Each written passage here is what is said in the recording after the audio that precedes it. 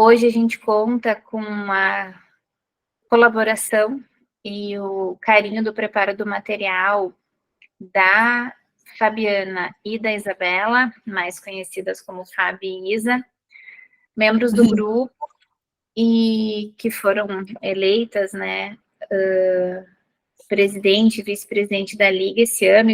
Então, acho que a gente já pode ir dando início às nossas atividades, pensando em conteúdo, né?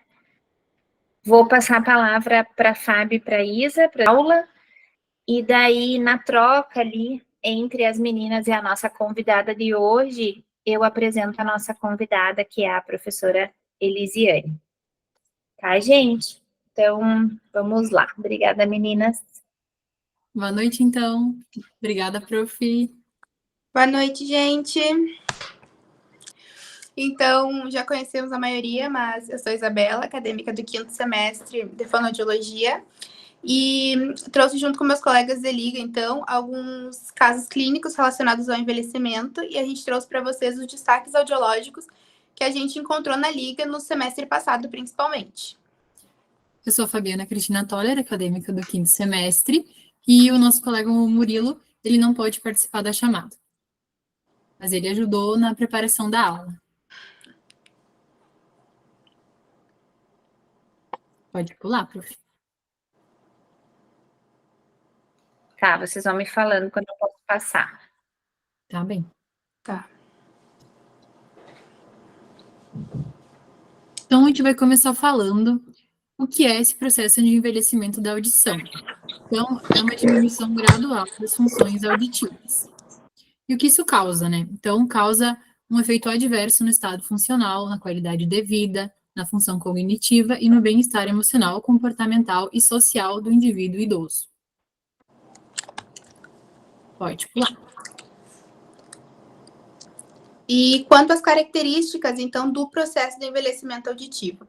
Conforme a audição vai envelhecendo, vai ocorrendo uma diminuição do suporte cognitivo, reduz também a compreensão de fala no ruído, na percepção de mudanças rápidas de fala, e o idoso não consegue também localizar de onde vem o som. Isso ocorre devido a uma progressiva degeneração das células ciliadas da cóclea e também uma degeneração do processamento auditivo central.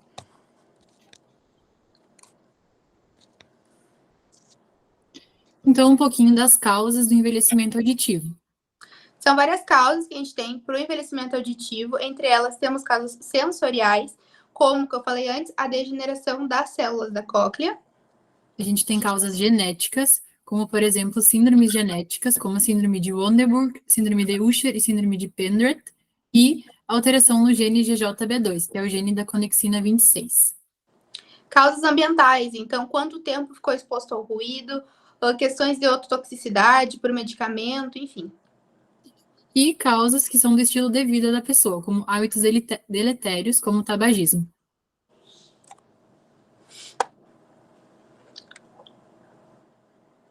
Então, falando um pouco dos tipos de perda auditiva, seguindo a referência de Silman e Silverman, 1997, a gente tem a perda auditiva do tipo condutiva, que é quando a alteração ocorre a nível da orelha média, a perda auditiva do tipo sensório-neural, que é quando ocorre na cóclea, a nível de orelha interna, e a perda auditiva do tipo mista, que tem tanto componentes condutivos quanto sensório-neurais. E ano passado, a gente fez um estudo da prevalência de tipo e grau de perda auditiva no SAFER, no prédio da Fono, e a gente encontrou prevalência do tipo sensório-neural de grau leve. Foi um estudo com os pacientes da Liga, então, 73% do total dos pacientes atendidos com perda auditiva, a gente encontrou a perda auditiva do tipo sensório-neural. Então, uma prevalência muito grande desse tipo, né? A Fábio trouxe, então, os tipos de perda e a gente quis relembrar um pouquinho do que é cada perda. A perda auditiva condutiva é quando tem um problema na condução do som. A via aérea está alterada, então valores de limiares são maiores que 20 decibéis, maiores ou iguais a 20 decibéis. A via óssea está normal, mas tem um gap aéreo-ósseo, então tem uma diferença de 15 decibéis ou mais entre a via aérea e a via óssea. Na perda auditiva sensório-neural, tem uma via aérea alterada e uma via óssea alterada. A diferença é que não tem gap aéreo-ósseo. Na perda auditiva mista, também tem via aérea alterada, também tem via óssea alterada, só que nela tem um gap aéreo-ósseo. Então, tem uma diferença entre via aérea e via óssea. E fazendo um link com o tema da aula, o que é a presbiacusia? A presbiacusia é a perda auditiva do tipo sensório neural progressiva causada pelo envelhecimento.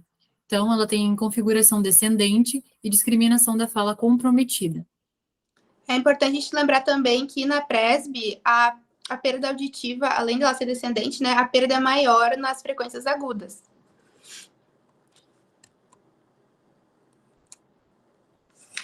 Então, quanto à avaliação da audição dos pacientes que a gente faz no SAF. É uma avaliação audiológica completa. Dentro dessa avaliação audiológica completa, a gente tem uma anamnese detalhada, a gente quer saber se o paciente tem queixa, meatoscopia, audiometria tonal liminar, logoaudiometria e imitância. E, se necessário, se o paciente apresentar queixa, é realizado o teste de função tubária.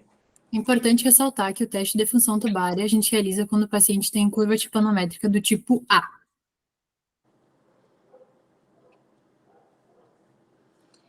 Quanto ao tratamento e à reabilitação dos pacientes, o mais indicado é o aparelho de amplificação sonora individual. Para perdas mais profundas, o implante coclear. E a terapia fonoaudiológica, ela serve como um complemento para essa reabilitação.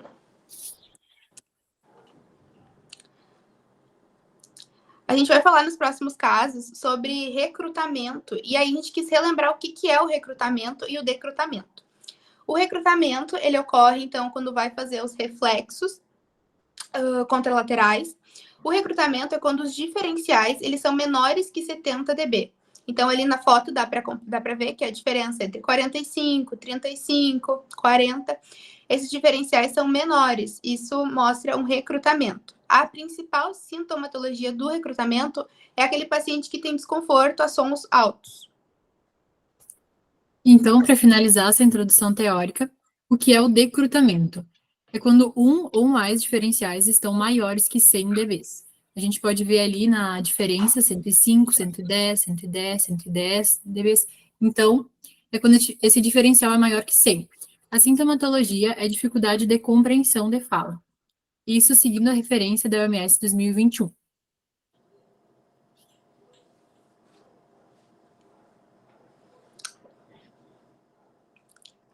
Agora a gente vai trazer para vocês alguns casos que a gente atendeu na liga. E a Fábio vai falar de um, eu vou falar de outro. E pode falar, Fábio. Então, começando pelo caso 1. Pode deixar lá na história. Isso. Desculpa. Não foi intencional, bati o mouse sem querer. Capaz, prof.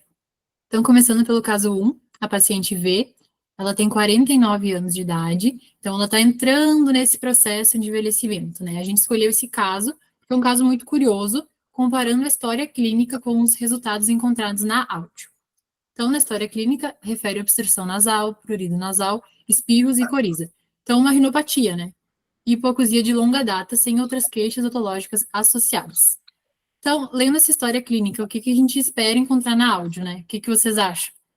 Quando a gente lê essa história clínica, a gente espera um componente condutivo, né? Uma curva B ou C. E esse é um caso que, se a paciente apresentasse curva A, se baseando na história clínica, se ela tivesse queixas de disfunção de tubo auditiva, a gente realizaria o teste de função tubária. Mas vamos, então, para a áudio dessa paciente. Então, essa é a áudio da paciente V. Realmente diferente da história clínica, né? A gente se surpreende um pouco, mas acontece. Então, será que essa áudio está correta? O LRF, o PRF e a mitância estão compatíveis com a áudio? Sim, esse exame está certíssimo. Ele foi testado e retestado 2 vezes, inclusive, por causa da surpresa que gerou, né, no momento da realização do exame. Mas, então a gente percebe a meatoscopia sem particularidades, então não tem nada na orelha média, sem presença de secreção. A audiometria, a gente percebe as 2 orelhas com uma perda auditiva muito grande, com frequências com ausência de resposta, né? Que é quando a gente estimula até o máximo de intensidade do equipamento e a paciente não respondeu, ela não escutou. Então, a simbologia de ausência de resposta, para quem é novo aí, é a simbologia ali de via óssea, via aérea, com uma setinha para baixo, uma flechinha para baixo. Essa é a simbologia da ausência de resposta, a paciente não ouviu. E ninguém percebe nada curioso aí nesse audiograma?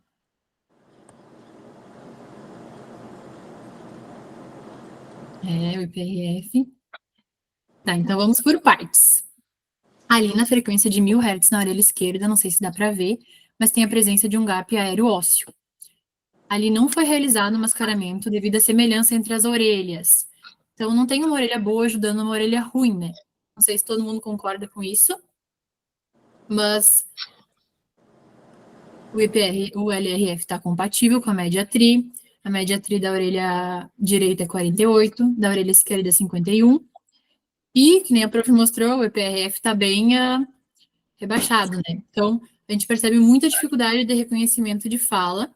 Com dissílabos melhorou um pouquinho, mas por que será que o IPRF ficou tão rebaixado, né?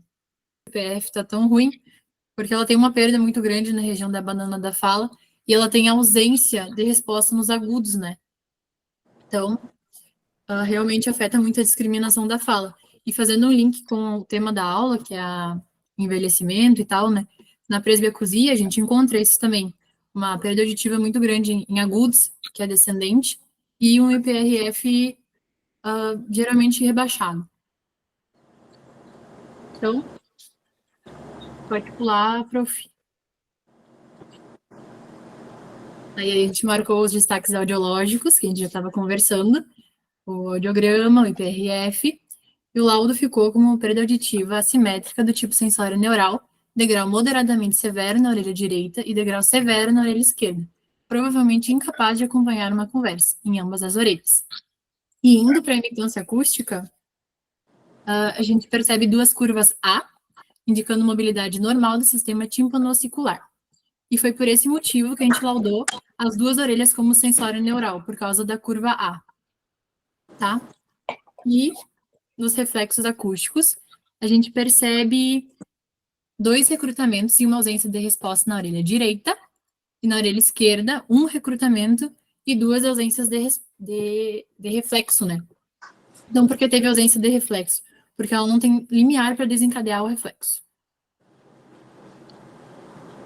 E o recrutamento é assintomático, tá ali embaixo circulado dessa paciente. Então, ela não tem sintomas de desconforto ao som, que nem a Isa trouxe antes. Então, aqui a gente trouxe escrito, se alguém quiser dar uma conferida depois. Exatamente isso que eu já falei. Dá para pular também. E aqui tá a querida da banana da fala. Eu adoro essa imagem, eu acho ela muito legal, muito ilustrativa, que é o audiograma de sons familiares. Então, a gente percebe que essa paciente até tem o 500 Hz ali preservado, mas a partir de 1000, 2, 4, 8, ela tem ausência de resposta, né? Então, não tem como ela ter um IPRF muito bom, por causa dessa perda auditiva muito grande ali. Ela não ouve essas consoantes, né? Então, uma imagem bem legal. Bom, caso 2. Já vamos para o caso 2, né, Isa? O caso 2, então, é da paciente S, com idade de 73 anos. A história clínica refere, então, uma hipoacusia com um zumbido pior na orelha esquerda, um zumbido de mais ou menos 5 anos. Negotalgia, otorragia e otorreia em ambas as orelhas, então não temos componentes condutivos aí. Esse paciente faz uso de vários medicamentos, como a gente pode ver. Pode passar.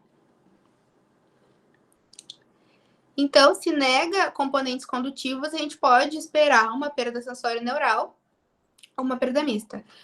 Nesse caso, é uma perda, então, sensório-neural, não tem gap. E dá para ver ali que a orelha esquerda, ela é pior, o que justifica também essa perda auditiva, justifica o zumbido da paciente. Quanto ao IPRF, eu queria ver se vocês notaram algo de estranho, algo de diferente nesse IPRF. Algo que poderia ter sido realizado. Tem algum erro? Que quando o IPRF tem valor de 88%, 88 ou menor, a gente tem que realizar com dissílabos. Nesse caso não foi realizado e a gente quis destacar também para nunca esquecer de ser realizado sempre o IPRF com dissílabos em caso que é 88% ou menos. Pode passar para o lado? Ali tem o laudo, então. A gente vê que é uma perda auditiva assimétrica do tipo sensório-neural em ambas as orelhas, pior na orelha esquerda. Esse mascaramento ele foi realizado porque deu para ver que a orelha esquerda é a orelha pior e que, comparando uma orelha com a outra, elas tinham uma boa diferença. Então, foi mascarado a orelha esquerda. Quanto ao IPRF, nós já falamos. Nesse caso, ele foi realizado o IPRF com dissílabos, não foi realizado devido ao curto tempo de atendimento, mas é sempre legal a gente realizar para a gente ter uma boa base da logoaudiometria do paciente. Na imitância, então, curva A nas duas orelhas, indicando uma mobilidade normal do sistema natímpono-auricular. E nos reflexos acústicos foi o que nos chamou a atenção. Porque em uma orelha, na orelha direita, tem ausência de todos os reflexos. E aí a gente queria saber por que tem essa ausência. Porque nesse caso, a paciente ela tem um limiar para desencadear reflexo, mas ela não conseguiu desencadear. Olhando a história clínica, a gente descobriu que é um caso de recrutamento. Então, a paciente teve muito desconforto na hora do exame, por isso não conseguiu ser realizado os reflexos, por isso eles estão ausentes. Já na orelha esquerda é o contrário. Na orelha esquerda tem reflexos em valores bem altos, então o diferencial tá um valor bem alto, o que caracteriza um recrutamento. Também é importante lembrar... Oi? Pode falar, Isa. Pode falar, depois eu falo. Também é importante lembrar que, por exemplo, na orelha esquerda, os limiares, eles são limiares altos. Então, na teoria, quando nós temos limiares altos, é mais difícil desencadear reflexo. E mesmo assim, desencadeou reflexo mesmo em limiares altos. Isso é um exemplo também de recrutamento. Então, dá para ver que tanto na orelha direita quanto na orelha esquerda, tem recrutamento sintomático. Ela tem muito desconforto a sons altos. Esse caso chamou atenção porque são nas duas orelhas tem o recrutamento e enquanto não tem nenhum reflexo em uma, na outra tem um reflexo bem alto. Meninas, deixa eu só ajudar vocês a organizar esse raciocínio do reflexo acústico e do arco reflexo, porque assim, ó, aqui na orelha direita, esses são os limiares da orelha direita e não teve reflexo. Então, quando a gente não tem reflexo, a gente não pode falar sobre recrutamento ou decrutamento. A gente não tem reflexo, não tem reflexo. A gente pode inferir até sobre o envelhecimento, porque daí faltou ali um processo sináptico que responda àquele som de forte intensidade. Então, isso aqui é isso. Esse lado aqui, sim, aqui a gente pode falar sobre recrutamento, porque a gente tem dois diferenciais aqui, 3 diferenciais reduzidos, diminuídos, e a gente tem o recrutamento sintomático, porque o paciente provavelmente disse que o incômodo, que os pequenos acréscimos de intensidade incomodavam. Então, só para fazer um ajuste nessa fala de vocês em relação ao arco reflexo. Tá? O Vitor está perguntando, foi reflexo mesmo ou foi ativação muscular por desconforto? Então, Vitor, a gente acredita que tenha sido reflexo porque o paciente teve aquela simbologia ali no imitanciômetro, que é o que a gente consegue acompanhar, né? É difícil jurar de pé junto que não foi ativação muscular por desconforto, por proteção, né? Mas o único registro que a gente tem é o registro da curvinha que fica ali na telinha, né? Do imitanciômetro. Mas acreditamos que sim, tenha sido reflexo. Tem uma pequena diferença, né? Na onda, digamos assim, nessa formação de resposta, quando é ativação muscular por desconforto. Mas eu acho que é válido esse comentário do Vitor, até para a gente ficar mais atenta a isso. Mas acredito que sim, Vitor, tenha sido reflexo por conta daquela voltinha bem bonitinha que ficou ali no equipamento, na mensuração ali, na medição.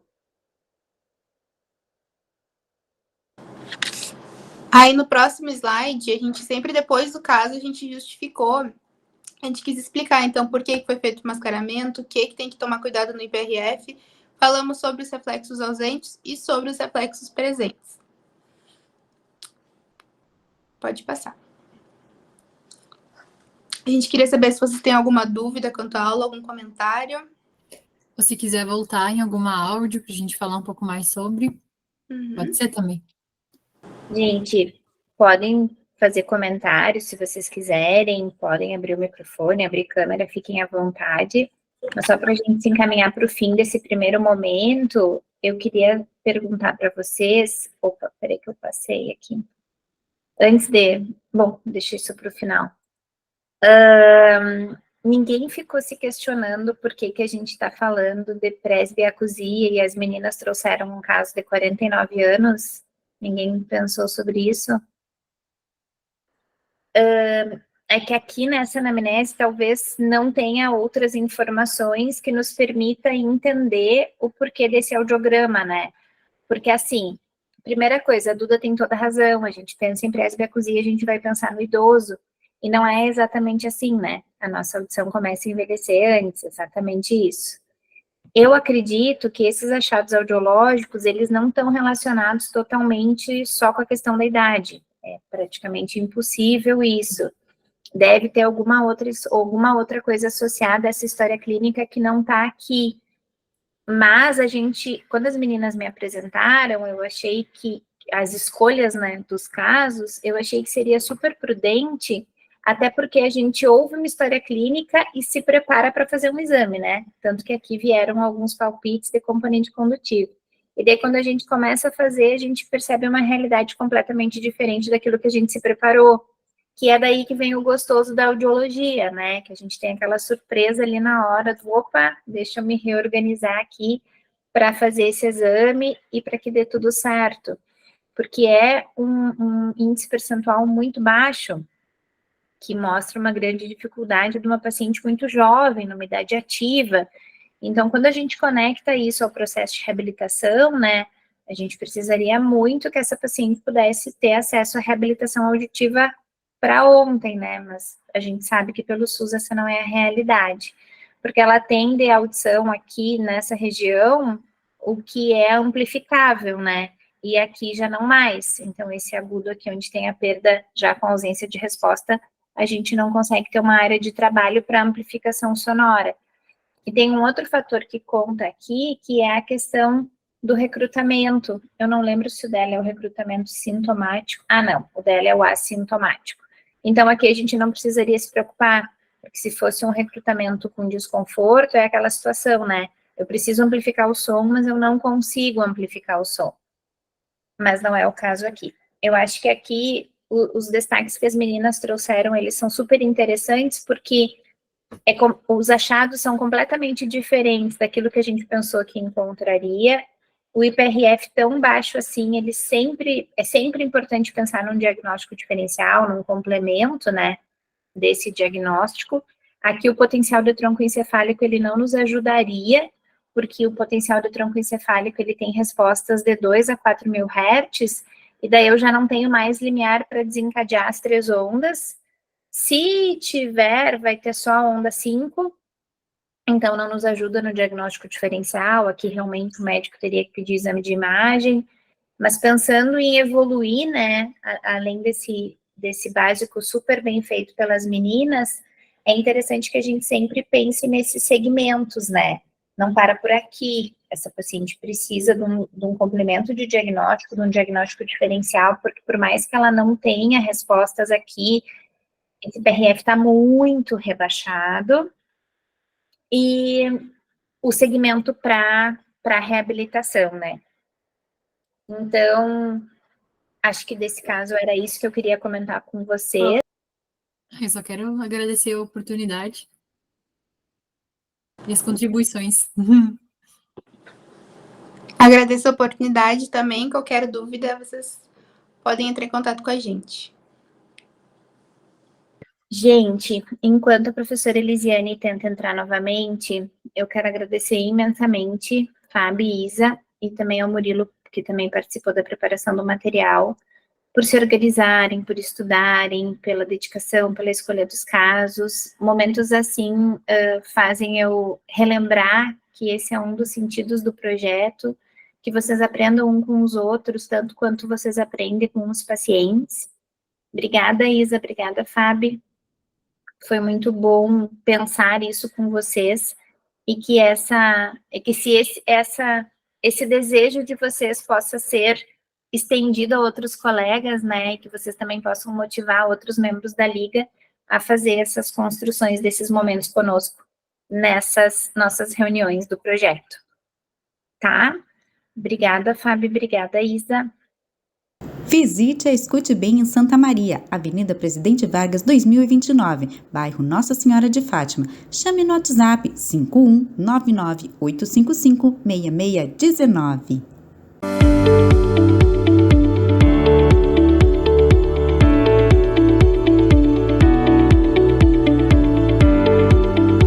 Aqui na Escute Bem tem tecnologia, potência e discrição para atender todos os graus de perdas auditivas.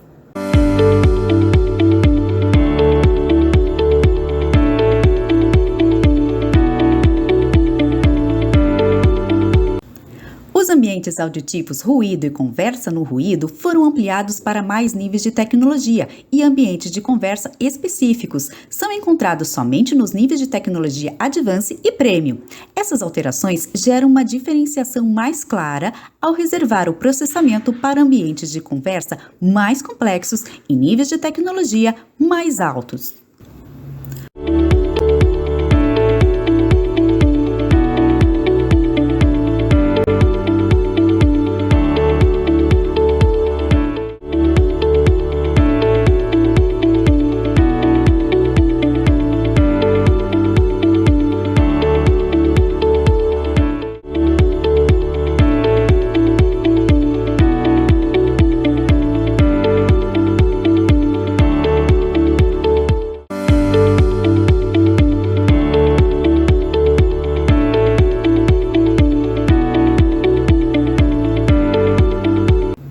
O microfone desses aparelhos auditivos tem captação sonora que melhora o processamento de forma mais natural através do ângulo de 7 graus, com captação natural.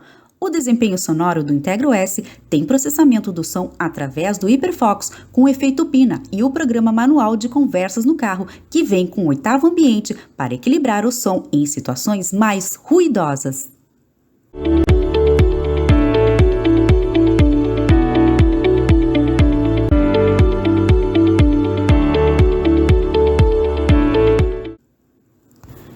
O Hiperfocus estreita o microfone para a captação frontal da fala com interação do interlocutor direto. Este recurso utiliza a conexão com 2 microfones, que interagem para evitar os ruídos traseiros. Além disso, o Integro S tem pesquisa de reconhecimento de fala e o efeito Pina 2, que sintetiza o som no ambiente silencioso.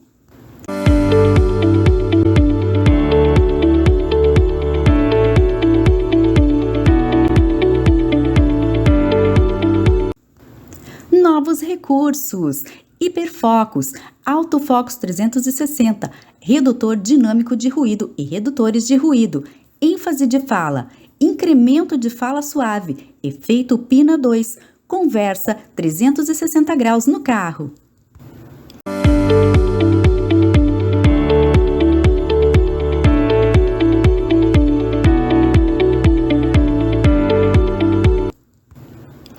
O Focus 360 graus melhora a inteligibilidade, que direciona a fala centralizando a conversa, com redutor dinâmico de ruído em ambiente silencioso com ajuste automático para falas suaves. A inteligência artificial dos aparelhos auditivos ativam automaticamente os microfones.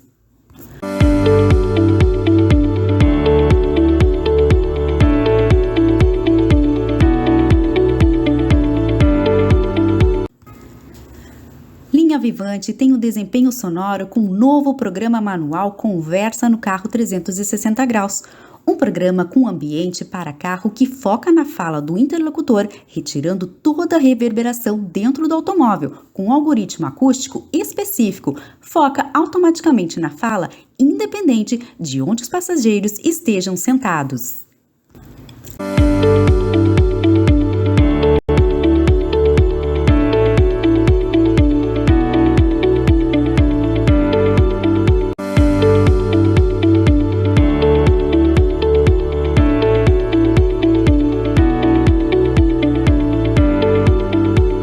Será que você está ouvindo tudo o que gostaria?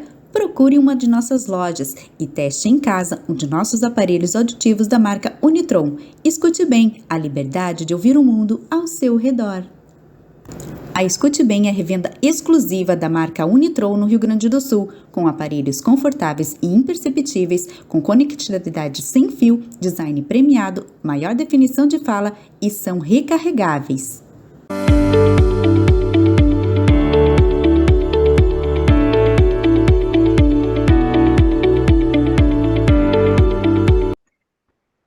Mas, professora Elisiane, muito, muito, muito obrigada pela tua presença aqui conosco no projeto.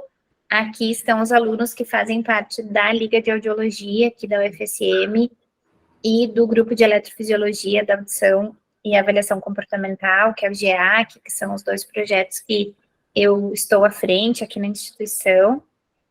Obrigada por, em meio a tantas demandas da tua vida profissional e pessoal, tu te organizar para estar conosco aqui. Obrigada, obrigada. Lise, muito obrigada por tudo desde sempre. Eu vou fazer a apresentação formal para poder passar a palavra para a professora Elisiane. A professora Elisiane Miranda Gonçalves, ela é professora do curso de Fonoaudiologia da Faculdade de Ciências Médicas da Santa Casa de São Paulo. Ela é professora do Departamento de Fonoaudiologia da Unifesp, que é a Universidade Federal de São Paulo, Escola Paulista de Medicina, onde fizemos o nosso mestrado e o nosso doutorado. E ela é fonoaudióloga colaboradora do ABC Aprendizagem em Santo André, no estado de São Paulo. Muito obrigada, Lise. Eu que agradeço, professora Michele. Formalidade. É um prazer estar aqui. Não podia negar o convite da Bi, porque a gente tem uma relação muito próxima, tanto no nosso caminho profissional, quanto nós somos uma escadinha. A professora Eliara de vocês foi antes, eu sou do meio, e a Michele é depois de mim. Então, a gente veio em 3 sequências, um ano atrás do outro, agora é o outro, porque se não fosse isso também eu acho que a gente não teria feito esse caminho, né? E a Michele não teria voltado aí para ser professora, eu não estaria aqui dando aula no percurso que eu estou dando também. Então, eu sou professora já há 16 anos da Santa Casa, e desde 2019, já vão fazer 4 anos e pouco que eu sou professora da Unifesp. Tenho consultório e aqui no ABC, em Santo André.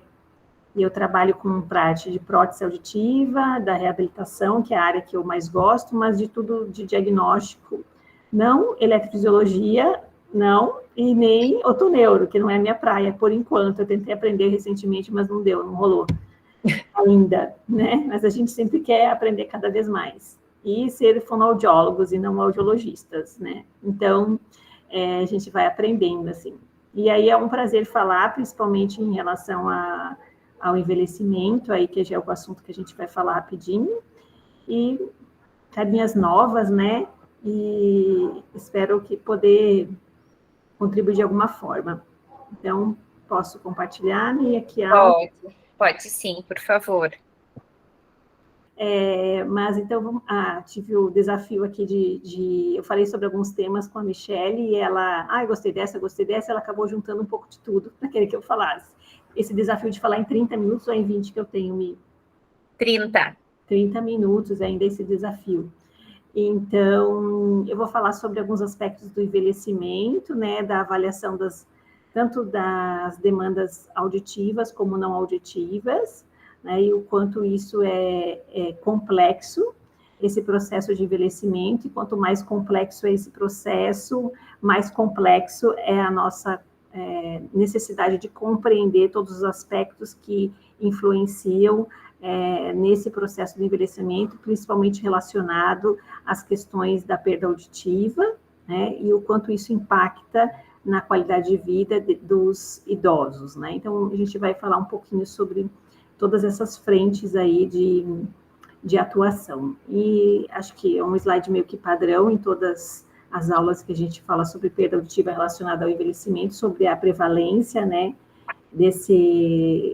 dentro da população idosa. Então, há um avanço aí da incidência da perda auditiva com o aumento da faixa etária, né? Então, vocês podem ver aqui nesse gráfico de 2021, que por volta de 60 a 64 anos, a gente já começa uma incidência maior, e quanto maior a faixa etária, maior a ocorrência da perda auditiva, chegando a quase 60% em indivíduos por volta de 90 anos, e a gente está cada vez mais comum, né, essa aumento da longevidade, e, consequentemente, vem algumas doenças aí e algumas patologias associadas a esse processo de envelhecimento. Mas eu acho que o que eu gostaria de chamar atenção para isso é que a perda auditiva é a segunda doença crônica mais prevalente dentro da população idosa, né, e a terceira maior causa de anos vividos com incapacidade, né. Então, das doenças crônicas, a gente só perde para os problemas de mobilidade, que, no caso, atinge muito, né, trazem muita incapacidade. Mas a perda auditiva também limita muito o sujeito nas suas relações pessoais e em outras funções relacionadas ao processo mental e emocional do desenvolvimento aí, ou desenvolvimento do envelhecimento, né, do processo de envelhecimento. Então, 65% da população com mais de 60 anos vão ter algum grau de perda auditiva, e hoje nós temos 432 milhões de pessoas no mundo que necessitam de reabilitação auditiva. Então, um caminho para quem gosta da área, que acredito que todos vocês gostam, estão aqui, né, que tem uma relação com a audição, né, e a fonoaudiologia como um todo, acho que é uma profissão que cresce muito, porque todos os processos, todas as atuações, né, e que vão depender de relações, de aspectos comportamentais e da troca entre o profissional e o sujeito, são profissões que não vão ser substituídas por a inteligência artificial, né, como muitos outros serão. E dentro da fonoaudiologia, a reabilitação é um aspecto, a gente pode até substituir alguns outros processos de avaliação, mas a reabilitação é um dos processos aí que depende, é comportamental, né, então depende dessa troca, e então é um caminho aí bastante promissor para dentro da fonoaudiologia trabalhar com a reabilitação auditiva.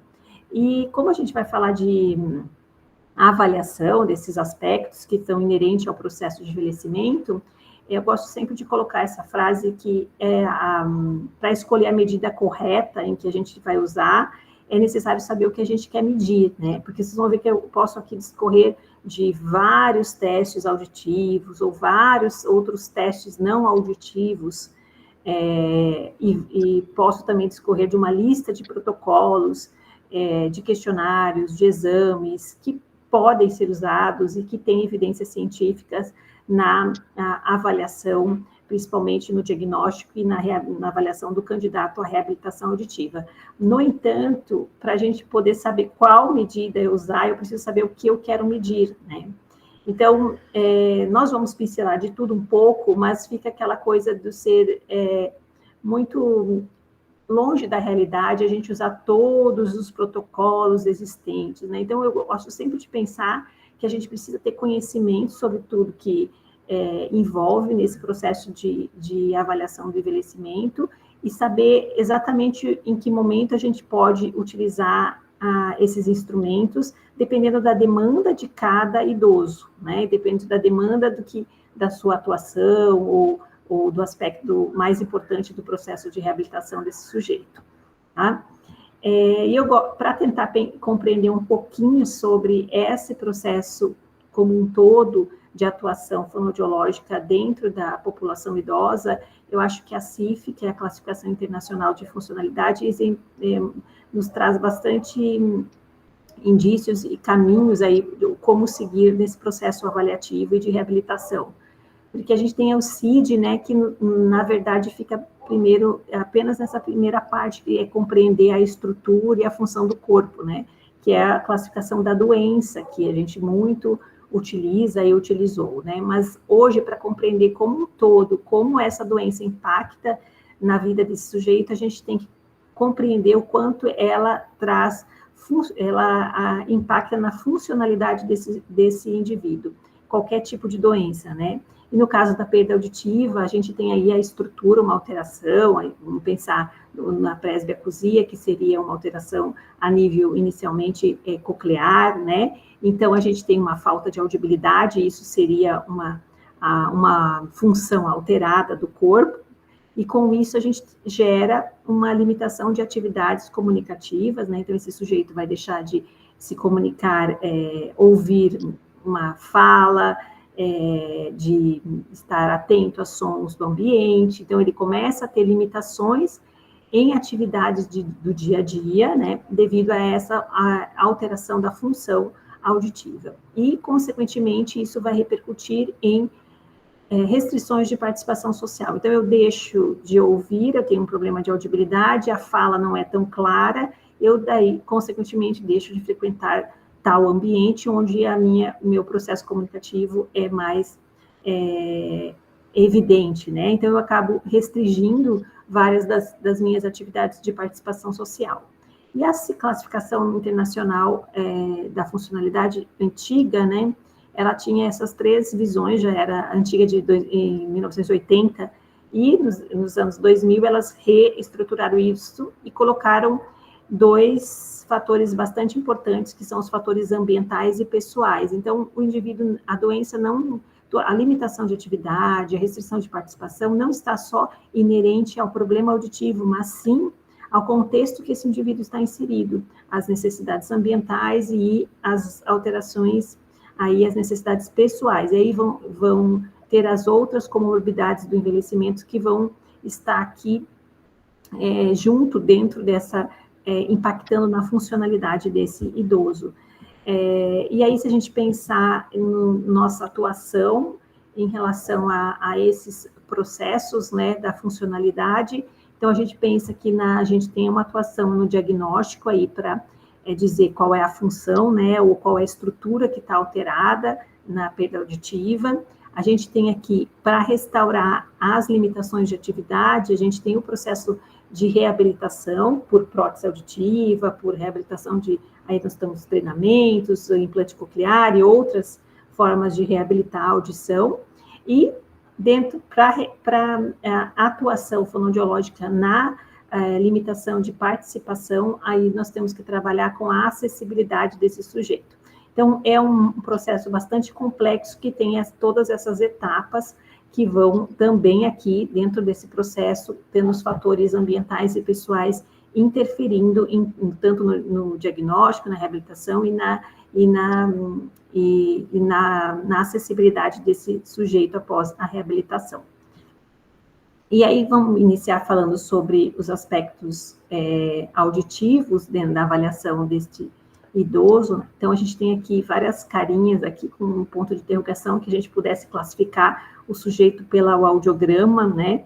Então, o audiograma, sim, é um padrão ouro dentro da avaliação auditiva, e a gente já vai conversar um pouquinho sobre isso. Mas, além dessa avaliação auditiva e diagnóstico, que o audiograma e outros exames, as potenciais e outros exames podem nos trazer, a gente também tem que avaliar o quanto esse sujeito percebe essas dificuldades inerentes à perda auditiva. Então, eu posso ter um indivíduo que tem uma perda auditiva leve e tem dificuldades comunicativas tão quanto um indivíduo com perda moderada, e isso somente pela avaliação auditiva, pelo audiograma, eu não tenho como compreender, né? Então, isso tudo também vai impactar nas metas do tratamento desse sujeito. E também a partir das avaliações das necessidades não auditivas. Então, eu posso ter um indivíduo com uma perda auditiva leve e ele ter uma depressão junto. Então, como vai ser esse processo de reabilitação desse sujeito? Vão ter outras necessidades que não auditivas interferindo aqui, né? Então, o audiograma nos traz muita informação, mas o processo como um todo é muito mais amplo e mais complexo para a gente avaliar e conhecer realmente quais são as necessidades dessa população idosa.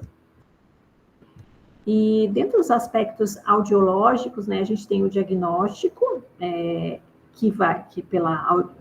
principalmente quando a gente fala em indivíduos com perdas auditivas adquiridas, pós-lingual, no adulto, no caso da perda auditiva decorrente do envelhecimento, né? Então, a gente tem, na maioria das vezes, a audiometria é o processo mais utilizado para o diagnóstico audiológico. Dentro dos aspectos auditivos, também a gente tem que determinar se esse indivíduo é candidato ao uso da amplificação e quais são as suas atitudes em relação ao tratamento, ao plano de tratamento. Determinar qual o estilo de vida desse sujeito por meio da avaliação dessas necessidades, tanto comunicativas como não, né? E fornecer opções de tratamento para esse sujeito. Então, vai ser uma prótese auditiva, vai ser um treinamento auditivo, vai ser qual é o caminho, né? Além, é claro, do tratamento, se for o caso de alguma patologia associada de otorrino, sugerir algum outro tipo de tratamento, a não ser a da prótese auditiva. E fornecer também a necessidade de aconselhamentos especiais aí. O aconselhamento permeia todo esse processo, tanto no aconselhamento para compreensão do que é a perda auditiva, quando o sujeito compreende qual o problema que ele tem, o que está inerente àquele problema, o que se espera de uma pessoa que tem uma limitação auditiva, ela compreende mais como um todo e se apropria dessa informação. Então, a aceitação da perda auditiva acaba tendo uma relação muito grande com o conhecimento que esse indivíduo tem sobre o seu problema. Então, cabe a nós, como audiólogos, também fazer esse processo de aconselhamento, né, de orientação sobre a perda auditiva e sobre os tipos de tratamento que são possíveis para os indivíduos com presbiacusia. E o perfil audiológico, então, a gente tem, como eu falei, o audiograma, que principalmente vai nos trazer o grau ou o tamanho dessa lesão, né? E o local onde está esse problema auditivo. A gente também tem aqui que traçar um perfil, se esse indivíduo tem desconfortos para sons intensos, se isso faz parte desse quadro audiológico dele, como são as habilidades de reconhecimento de fala do indivíduo com a perda auditiva, e que a gente sabe que muitas vezes também não está relacionado diretamente com a magnitude da perda, principalmente quando a gente estiver falando de fala com ruído, né? Então, muitas vezes a gente tem uma perda leve e o indivíduo tem uma dificuldade muito grande de fala no ruído, desproporcional, e aí nos sugere que tem outras alterações, como de processamento auditivo ou cognitivo. Então, isso é importante a gente conhecer essas habilidades de reconhecimento de fala. Se tem o zumbido associado, né, a esse perfil audiológico, também é um caminho diferente aí da reabilitação desse idoso. Então, aqui é só para a gente trazer a análise do audiograma, que relembrar algumas coisas que o audiograma nos traz, de informações que são muito importantes, né? Eu lembro de quando a gente começou a aprender sobre prótese auditiva, que eu fui aluna e orientadora da Maristela, que acho que elas nem tiveram aula com a Maristela, né? Sei que anos dão, mas a Maristela já tem alguns anos que está aposentada, e eu fui aluna dela. A gente tinha um ambulatório aí, e eu participava, como a Michele participava. E a gente fazia a seleção e as escolhas, tudo apenas pelo audiograma. Hoje a gente tem um conhecimento maior sobre tudo que envolve, mas ainda o audiograma nos traz muitas informações importantes, e a gente tem que saber ler esse audiograma com um olhar diferenciado, assim. Então, só para lembrar aí, o quanto que o limiar de via aérea, né, nos traz sobre o tamanho da lesão, né? Então, qual é a magnitude, a dificuldade? Se a gente tivesse a banana da fala aqui, a gente já poderia dizer quais são os sons que esse indivíduo escuta ou não escuta, em qual nível de intensidade que ele estaria a apresentação desses sons, e o quanto ele estaria prejudicado de acesso à audibilidade aos sons de fala, simplesmente olhando pela via aérea, né? Sabendo a magnitude dessa perda auditiva. E o tipo da perda, o local da lesão, a gente faz essa comparação da via aérea com a via óssea, para saber aonde está a lesão. Então, se esse problema é na cóclea, se esse problema é na orelha média, ou se é um problema misto, né? E hoje a gente tem uns quadros que, não sei como nem me lembro mais qual é o perfil aí do hospital universitário de vocês, que faz muito tempo, mas nós aqui, eu trabalho na Santa Casa e na Unifesp, no Hospital São Paulo, a gente fala só tem caso bruxo, né? Então, é aquele idoso que tem uma neuropatia junto, é aquele idoso que tem um colesteatoma junto com a presbe, vem sempre aqueles casos bem complexos, né? Então, é importante saber qual é o local da lesão, porque a gente tem uma ideia aí de como vai ser o prognóstico dessa reabilitação, e o tratamento, muitas vezes, diferencia em alguns aspectos na seleção das características físicas das próteses auditivas também. E eu gosto muito de falar sobre o índice de reconhecimento de fala, porque eu sempre digo assim que ele tem um indício também sobre o local da lesão, né? Então, aqui nesse exemplo, a gente tem uma perda moderada, plana, com bom reconhecimento de fala, então, com curva tipo A no timpanograma, com o diferencial de reflexo abaixo de 60, então é indicativo de lesão de célula ciliada externa. Então, o que nos diz isso? Ele é um bom ou não é um bom candidato ao uso da amplificação? Ele é um bom candidato, porque a amplificação não linear tenta aí simular a função da cóclea, que é não linear, né? Então, se a gente cuidar para não ultrapassar os níveis de desconforto desse sujeito, claro que hoje a gente tem recurso tecnológico para isso, ele seria um bom candidato, porque quando a gente coloca esse som numa intensidade audível de fala, ele compreende bem a fala. Normalmente, esses casos de perda auditiva exclusivamente da célula ciliada externa, ela tem um bom reconhecimento de fala, porque quando tem uma intensidade audível e de conforto, ele tem aí um bom resultado. Já indivíduos que têm um índice de reconhecimento de fala muito baixo, isso mostra que, numa intensidade supraliminar, mesmo aumentando o som, esse indivíduo não tem uma boa discriminação. Então, a prótese auditiva, que é sua função primordial, a amplificação sonora, também não vai fazer aí grandes diferenças para esse sujeito. Ela vai aumentar o som, sim, só que ele vai depender de outras funções cognitivas, visuais, de apoio visual, para ter uma boa comunicação, e não apenas a parte auditiva. Então, o índice de reconhecimento de fala, por ele ser feito a supraliminar, ou seja, numa intensidade audível, nos dá muita ideia de como esse sujeito vai ficar quando o som estiver audível, no caso das próteses auditivas, né? E na imitanciometria dá essas condições de orelha média, se há ou não, aí no caso das condições também de recrutamento, da presença ou não de ter indícios de recrutamento, que é importante aí no processo das características, da seleção das características das próteses auditivas. E aí, dentro também da função auditiva, a gente tem que lembrar sobre os aspectos de discriminação supraliminares das pistas temporais, de resolução de frequência, que não estão inerentes aí totalmente à perda auditiva, né? Então, nós vamos ter indivíduos que vão ter essa discriminação dos processos temporais prejudicados, e isso está inerente ao processo de envelhecimento, né? Então, esse processo de envelhecimento vai atingir aspectos de competência de processamento auditivo, de reconhecimento de fala no ruído, em diferentes aí relações no ruído. Então, é importante a gente ter essa atenção a esses aspectos da função auditiva central.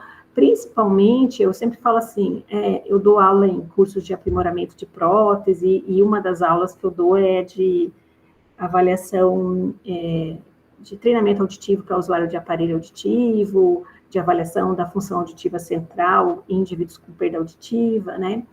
E a gente sempre pensa que dentro da avaliação do candidato ao uso da prótese auditiva tem um monte de protocolos que podem ser utilizados. E aí, e também muito se falou que todo indivíduo, tanto na minha tese de mestrado lá em 2005, 2008, que eu terminei, sobre a avaliação do processamento auditivo nos indivíduos com perda auditiva. Mas a gente sabe que essa prática ela é meio inviável dentro da rotina do atendimento de prótese auditiva de um consultório padrão, porque a pessoa tem que fazer vários testes, fazer as medidas de mensuração com microfone e sonda, selecionar a prótese auditiva, normalmente em 1 ou 2 sessões, e às vezes fica inviável de fazer uma avaliação audiológica da função auditiva central num atendimento assim, inicial. Então, a gente sempre fala que a gente tem que estar atento a aspectos que nos chamam a atenção naquele sujeito em especial e naquele sujeito em especial, se vai ser necessário ou fundamental realizar uma avaliação de processamento auditivo antes da candidatura da prótese auditiva. Então, aqueles indivíduos que têm uma dificuldade ou uma queixa desproporcional à perda auditiva, né, principalmente de fala com ruído, é uma coisa que nos chama a atenção. Então, esse indivíduo seria um candidato a uma avaliação mais extensa das competências do processamento auditivo.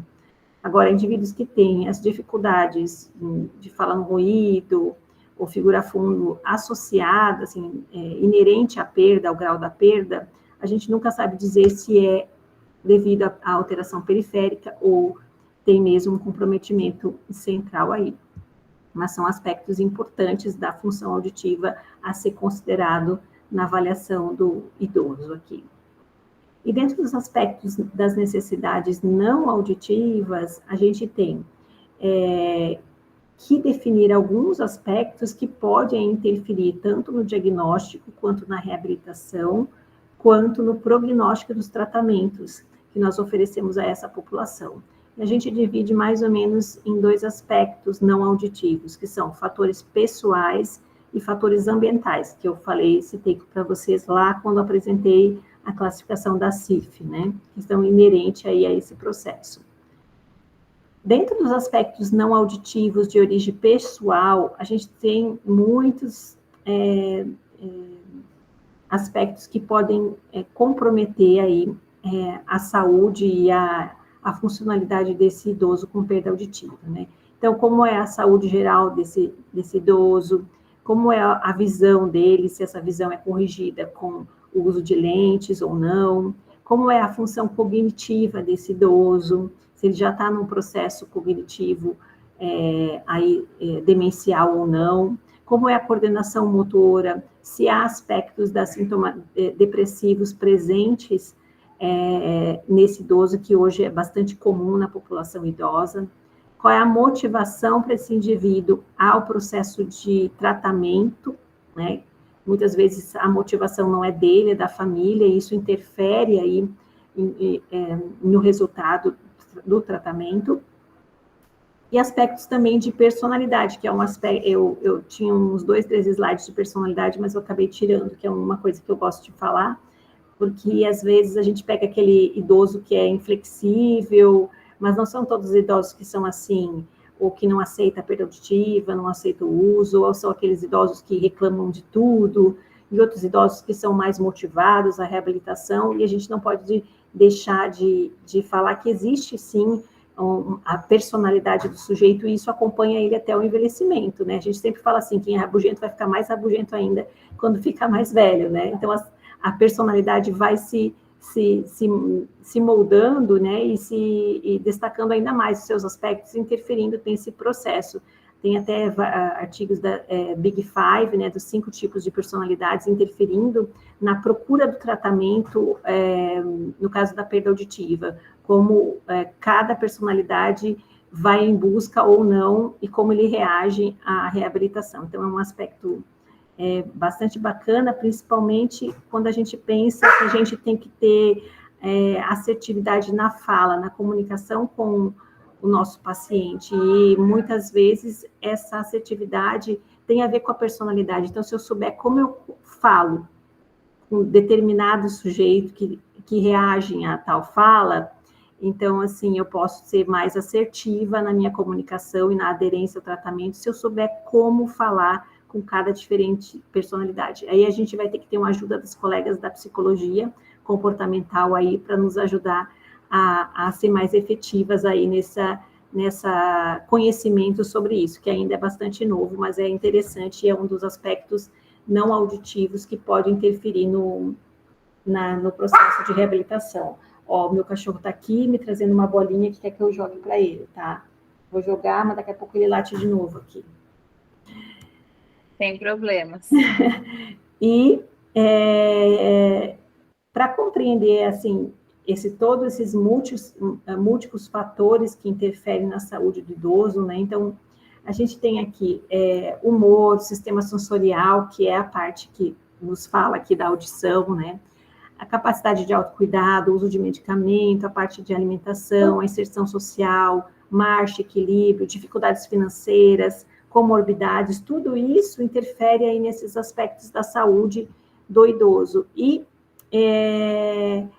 hoje eu atendi junto com os alunos no SER aqui no Ipiranga, que um idoso que chamou atenção, que é um idoso que é provedor da própria casa e que ele necessita aí de trabalhar mesmo estando aposentado. Esse é um perfil que acontece, não sei se aí é muito frequente, mas aqui em São Paulo a gente atende muito idoso que ainda com 80 anos está trabalhando e provendo financeiramente uma família, né? Então, pelas condições sociais, isso tudo interfere até no cuidado dele com a saúde, né?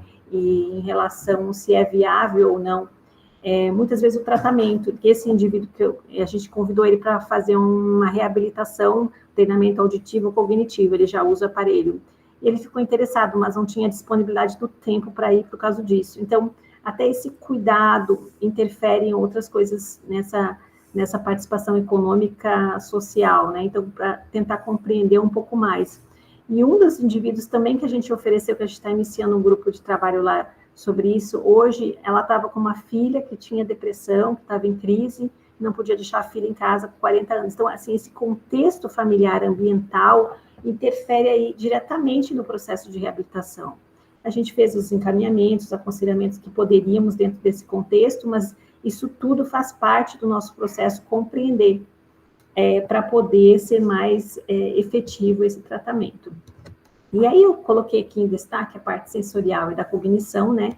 Porque é uma coisa que a gente já vem falando em anos disso, e anos que parece novo, mas não é, né, Mi? Já faz, acho que uns 20 anos que a gente fala sobre isso, mas ainda é bastante novo.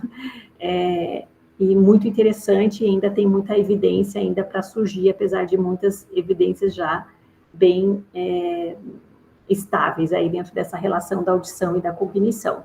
Então, eu trouxe isso um pouquinho para a gente pensar que é um aspecto que a gente tem que se preocupar na avaliação, porque muitas das semelhanças, tanto da alteração cognitiva quanto da perda auditiva, relacionada ao envelhecimento, tem a ver com, ela tem aspectos semelhantes, essas duas alterações, e podem passar despercebidas, e para quem atende a perda auditiva, quanto para quem atende alguém que tem uma queixa cognitiva, né? Então, as duas alterações têm a ver com a idade, e uma incidência maior com o avanço da idade. As duas acontecem de forma gradual, então, não é de repente que a pessoa fica com uma alteração de memória, e também não é de repente que ela tem uma perda auditiva súbita, né, quando está relacionada ao processo de envelhecimento. Essas alterações, as duas, são irreversíveis depois de instaladas, né, depois do processo demencial, ou a perda, lesão de células ciliadas externas instaladas, né, acometidas, isso não é irreversível. Traz sintomas aí de depressão, ansiedade, isolamento social, mais na perda auditiva, e uma desorientação nas alterações cognitivas. Há uma redução da compreensão da linguagem, no caso da alteração cognitiva, e há uma redução da discriminação de fala na presença da perda auditiva. As duas, de certa forma, reduz o acesso, né, à informação, e trazem comportamentos que nos mostram que tem uma alteração, uma redução de memória, né? Claro que em aspectos diferentes, uma mais na parte auditiva, outra memória de curto prazo, mas se eu pensar nessas características de ambas alterações que são relacionadas ao processo de envelhecimento, as duas trazem comportamentos aí, sinais de dificuldade de comunicação. Então, a gente tem que sempre se perguntar se esse idoso que está na nossa frente, ele tem somente perda auditiva, ele tem a perda auditiva, ele tem uma alteração cognitiva, ou ambas, né? Porque acaba que os aspectos são bastante similares quando você vem receber esse idoso, essa família, e a história que ele nos conta, que isso foi gradual, que vem trazendo isolamento, que tem ansiedade, que tem depressão, que tem dificuldade de memória. que tem dificuldade de comunicação. Então, são aspectos muito semelhantes do processo de envelhecimento, tanto da cognição quanto da perda auditiva. E a audição, dentro dessa relação, ela pode ser um bom rapaz ou bandido dessa história do envelhecimento, porque a audição, uma perda auditiva não tratada, traz aí privações sensoriais, né, a nível cortical, traz privações, essa privação pode gerar um isolamento social, e esse isolamento social levar sintomas depressivos, uma diminuição da interação e, consequentemente, uma queda na cognição, ou então essa audição bem cuidada, bem tratada, né, reabilitada no momento oportuno, ela pode favorecer essa saúde cognitiva desse idoso, trazendo ele mais para contato social, favorecendo a comunicação e aí evitando até mesmo atrasando ou deixando mais tardio se por as alterações da cognição do processo de envelhecimento. Então, a audição tem um papel bastante importante aí nessa relação do envelhecimento e da cognição, sendo ela tratada e cuidada ou não tratada e não cuidada, pode interferir negativamente ou positivamente na saúde cognitiva dos idosos. E existe uma correlação da cognição também com os aparelhos auditivos, né? Então, toda aquela vez que vocês podem se perguntar como é possível 2 indivíduos com o mesmo audiograma, mesma prótese auditiva, mesmas percepções, mas com desempenho auditivos tão diferentes. Então, a gente às vezes pega mesmo audiograma, eu coloquei mesma faixa etária, um perfil parecido, e colocam aparelhos auditivos similares e um dá um resultado tão diferente do outro, né? Muitas vezes. Então, é algo que a cognição pode estar interferindo, porque há diferenças intersujeitos, né? Eu posso ter um QI cognitivo, né? Ou, no caso de memória de trabalho, de 100, né? Que 100 é um médio aí, né? Ou posso ter, como uma pessoa que está do meu lado, que tem a mesma perda auditiva que eu, por exemplo, ter um QI, uma memória de trabalho reduzida, que pode aí interferir em todo esse processo. Então, há diferenças intersujeitos. Mas também a gente tem aquele paciente que ele varia entre ele mesmo, né? Ele tem um desempenho bom no silêncio, mas ele tem um desempenho muito ruim no ruído, né? Então, essas diferenças de desempenho, dependendo da situação comunicativa, também pode ter uma interferência da cognição, porque há diferenças aí intrasujeitos. Se esse indivíduo, então, testes já foram... as pesquisas mostram, né, se eu coloco um indivíduo no silêncio e ofereço 10 palavras para ele registrar, ele vai registrar as 10 palavras, pode registrar as 10 palavras. Se eu ofereço essas mesmas 10 palavras, mas com ruído, ele vai registrar em torno de 6 palavras, porque esse indivíduo, principalmente com a perda auditiva, vai ter uma demanda para percepção, né, da palavra, do reconhecimento dessa palavra e restar menos reserva cognitiva para a memorização dessas palavras, né? Se eu colocar esse indivíduo num ambiente com muito, muito, muito ruído, ele vai acabar, em vez de 6 palavras, das 10, registrando apenas 4, que foi necessário muito para o processamento desta informação auditiva e restando pouco para a memorização e funções cognitivas maiores, como atenção, memória, né? Então, existe uma diferença intersujeito e intrasujeito ele mesmo, dependendo da demanda auditiva e do esforço de escuta que esse sujeito apresenta. E dentro também aqui dos aspectos que a gente falou, né, a sintomatologia depressiva é bastante presente na população idosa e também sintomas, uma depressão pode simular quadros demenciais, né?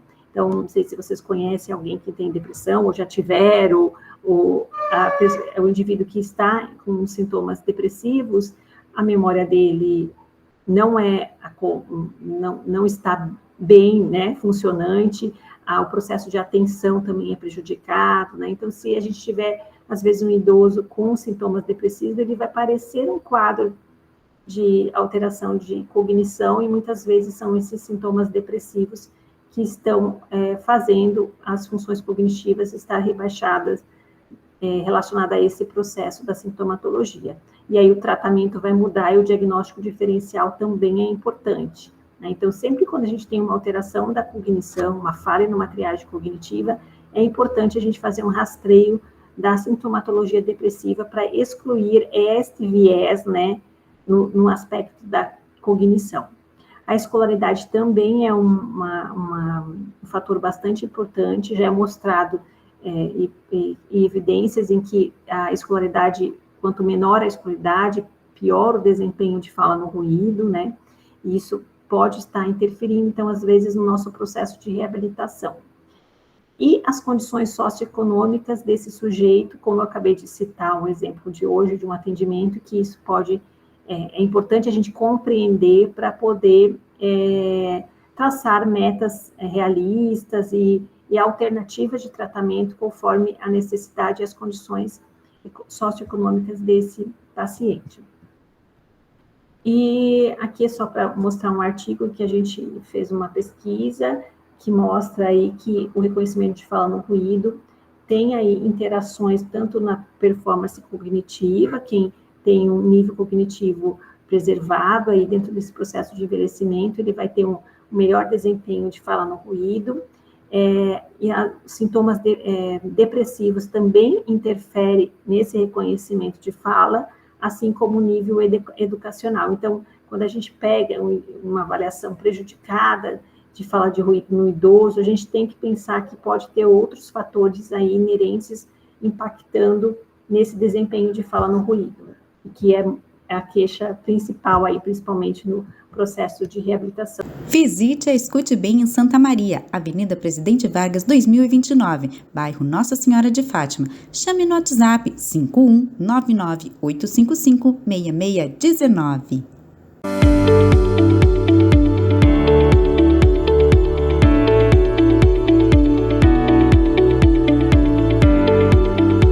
Aqui na Escute Bem tem tecnologia, potência e discrição para atender todos os graus de perdas auditivas.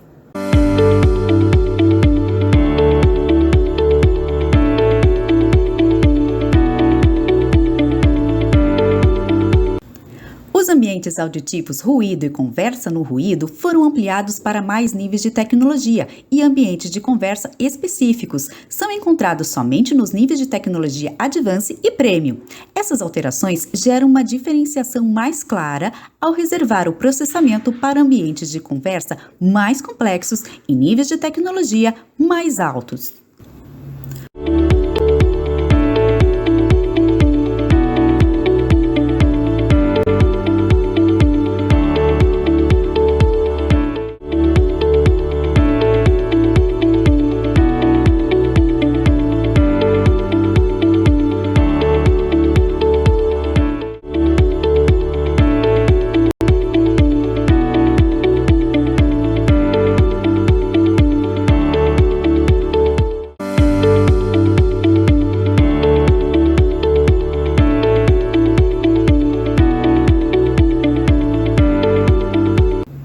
O microfone desses aparelhos auditivos tem captação sonora que melhora o processamento de forma mais natural através do ângulo de 7 graus, com captação natural.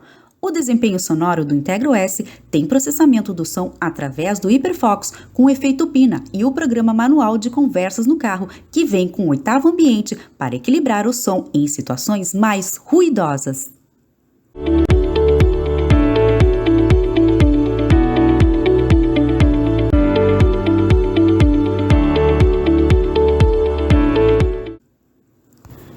O Hiperfocus estreita o microfone para a captação frontal da fala com interação do interlocutor direto. Este recurso utiliza a conexão com 2 microfones, que interagem para evitar os ruídos traseiros. Além disso, o Integro S tem pesquisa de reconhecimento de fala e o efeito Pina 2, que sintetiza o som no ambiente silencioso.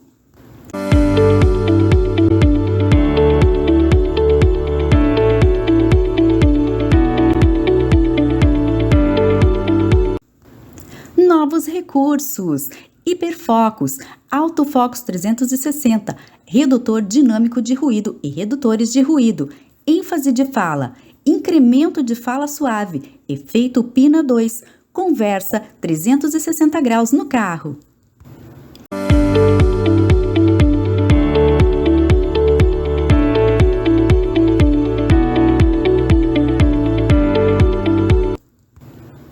O Focus 360 graus melhora a inteligibilidade, que direciona a fala centralizando a conversa, com redutor dinâmico de ruído em ambiente silencioso com ajuste automático para falas suaves. A inteligência artificial dos aparelhos auditivos ativam automaticamente os microfones.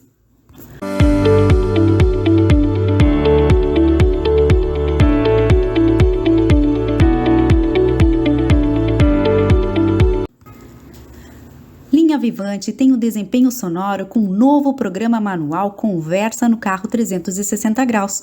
Um programa com ambiente para carro que foca na fala do interlocutor, retirando toda a reverberação dentro do automóvel, com um algoritmo acústico específico. Foca automaticamente na fala, independente de onde os passageiros estejam sentados.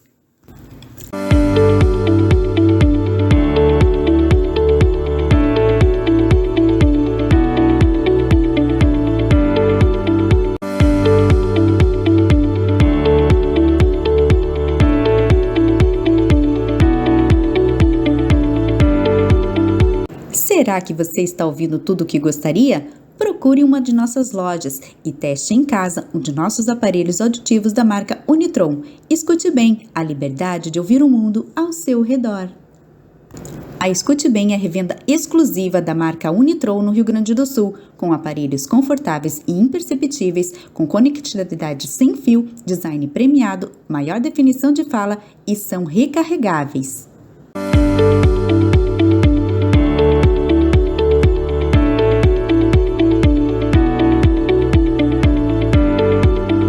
Eu achei que eu tinha tirado esse slide, mas ele está aqui, falando das personalidades. Então, para quem quiser entender um pouquinho, né, mais sobre essas 5 personalidades, existe até testes na internet para a gente poder fazer, só que, assim, os testes normalmente são extensos, né, não daria para a gente fazer numa avaliação com o paciente, assim, na prática clínica, né, eu acho que a que eu conheço que é mais curta tem 36 questões, que é um pouquinho extensa, mas às vezes pode ser dado um link para ser pesquisado, né, ou aquele paciente que chama mais atenção por alguns aspectos de personalidade para poder aconselhar melhor, principalmente o familiar, que tem aí, que às vezes a gente faz tudo que tiver certinho dentro do protocolo da avaliação e da reabilitação, os aconselhamentos, mas o processo, como tudo, não avança muito e às vezes a personalidade pode estar aí interferindo, e isso acho que ajuda, assim, não que a gente possa mudar a personalidade do sujeito, mas a gente pode compreender um pouco mais isso para aconselhar tanto a família e tanto para ser mais assertivo na comunicação com esse idoso.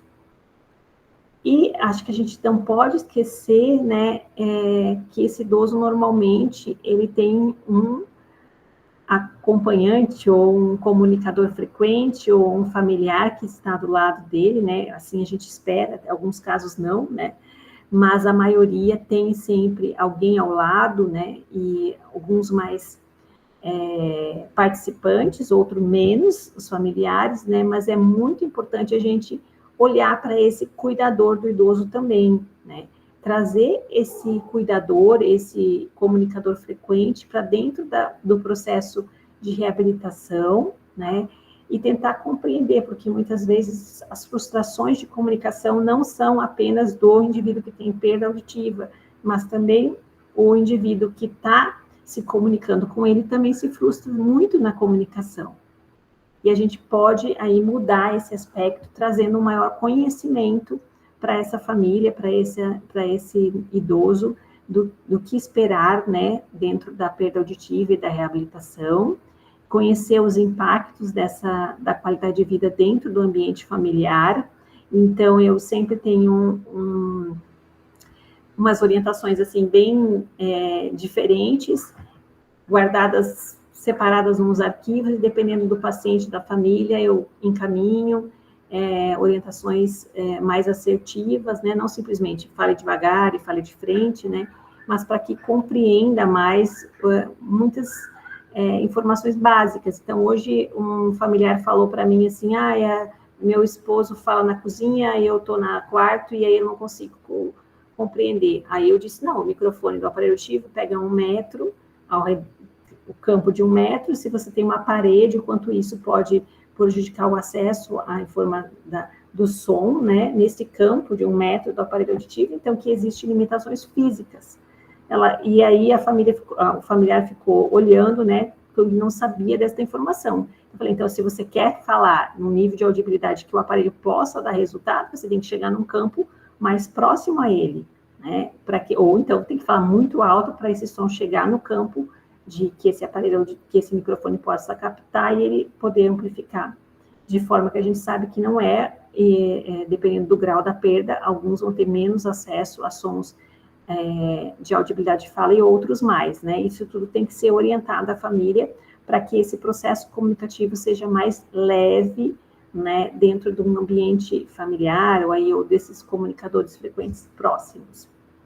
Então, é um aspecto bastante importante, porque a qualidade de vida desse cuidador, se estiver também alterada, também vai impactar na saúde comunicativa desse idoso.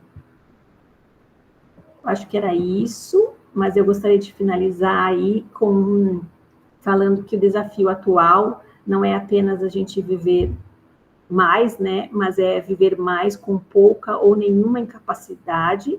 Então, essa é a ideia, não adianta a gente viver com uma doença crônica como é a perda auditiva, com todas as consequências emocionais e sociais da perda auditiva, né? Então, a gente quer viver bem, viver funcionante, né? E acho que é esse o objetivo da reabilitação como um todo. Perguntas? Lise, muito... Deu meu tempo, né? Super, muito, muito, muito obrigada por trazer tanto conteúdo nesse tempo. Professora, eu tenho uma pergunta. Tá me ouvindo? Tô ouvindo, sim. Você falaste bastante da parte de reabilitação auditiva focada nesse aspecto como um todo do paciente idoso, né? Questão cognitiva, de percepção de fala, para a escolha da tecnologia. Aí vocês fazem, por exemplo, os testes da Maristela para ver o limiar de detecção, para ver a percepção, ou é mais pela parte de audiograma mesmo? Como é que funciona esse processo de adaptação para a escolha da tecnologia? Então, dentro da avaliação, como eu te falei, dentro da avaliação do candidato ao uso da amplificação, a gente inclui um teste de fala com ruído, de sentenças, principalmente em relação às sentenças que a gente quer conhecer o processo comunicativo. Então, seria o ideal mesmo envolver. E um dos testes que a gente tem, né, disponível em português é o da Maristela. Então, muitas vezes a gente não vai ser possível fazer uma avaliação maior de outras habilidades auditivas na candidatura do uso da amplificação, mas a fala com ruído é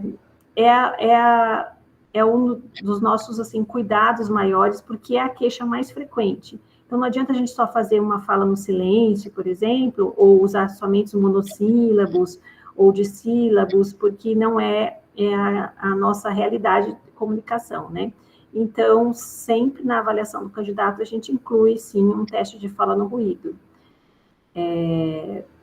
Não toda a bateria de processamento, etc., mas um teste de fala no ruído. E eu sempre falo assim, eu dou aula no CEDIAL, né, Michele, lá do curso da Kátia, de aperfeiçoamento de aparelho auditivo, e tem gente do Brasil inteiro que faz a aula, que agora é online, né, depois da pandemia, então favoreceu as pessoas em todo lugar. E não adianta a gente ficar falando, faça o teste da Maristela, as pessoas não têm acesso, porque não tem mais comercialização, né? Faz isso aqui, aí a pessoa fala, tem um audiômetro de canal, não tem audiômetro de canal, aí fala, pessoal, só tem um audiômetro de um canal, eu não tenho, fala o ruído que você está falando, etc. E eu sempre falo assim, faça de qualquer forma possível, dentro do que você tem de recurso. Se você não tem recurso de 2 canais, se não tem um recurso de um teste gravado, faça fala no ruído com o ruído do audiômetro, mas não deixe de fazer fala no ruído, porque é importante a gente ter conhecimento sobre esse desempenho, porque ele não tem como a gente inferir o desempenho no ruído apenas com o desempenho do silêncio.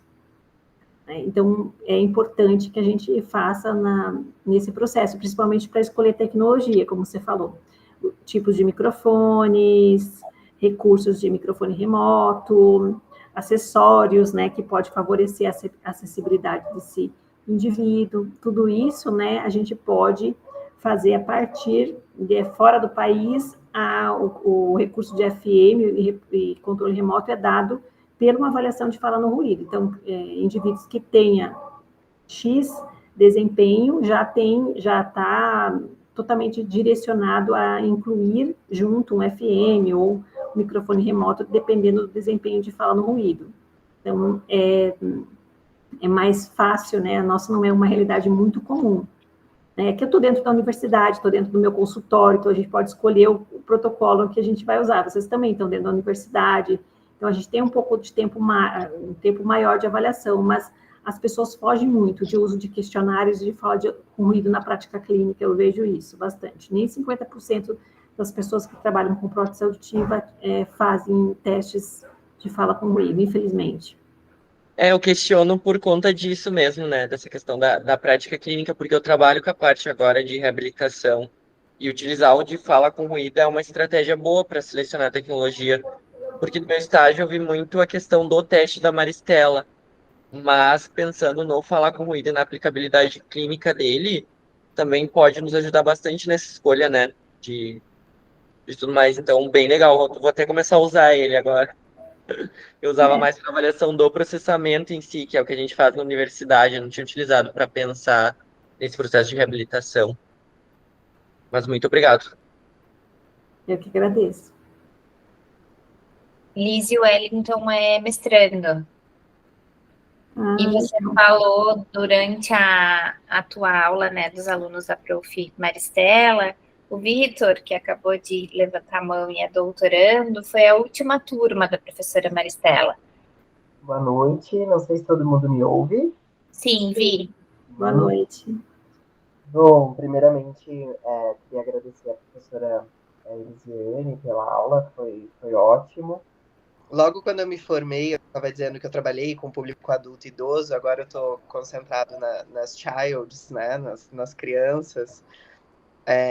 Mas uma das coisas que tu trouxe na aula, essas correlações, né, entre o desempenho cognitivo e essas questões envolvendo os processos auditivos, é um tópico que a gente conversa muito, correlacionando também as questões de processamento auditivo e de processamento linguístico em crianças, né? Quais são as diferenças e quais são os impactos do processamento acústico e quais são os impactos do processamento linguístico dentro do neurodesenvolvimento. E eu queria te perguntar, tu trouxe algumas questões envolvendo linguagem também, vinculadas à cognição, mas eu queria te perguntar como é que se dá essa avaliação cognitiva, principalmente no que diz respeito à linguagem compreensiva, nesse processo de adaptação das próteses auditivas e nesse processo de seleção. Porque uma das grandes discussões que a gente tem é o quanto, pelo menos no público infantil, a gente ainda tem problemas no que diz respeito a avaliar de forma fidedigna, de fato, o processamento linguístico da criança, né? A gente tem informações sobre se ela reconhece alguns comandos, se ela reconhece algumas frases simples, mas a gente ainda não tem uma noção sobre, por exemplo, processamento sintático complexo, que, de fato, é a demanda que a gente tem no cotidiano de adultos, de idosos, no ambiente sonoro, né? Não sei como é que vocês fazem esse processo de avaliação do desempenho cognitivo e o quanto isso impacta nesse processo. Então, a parte do desempenho linguístico, a gente cada vez mais está, acho que atenta a esses aspectos que antes a gente não estava, né?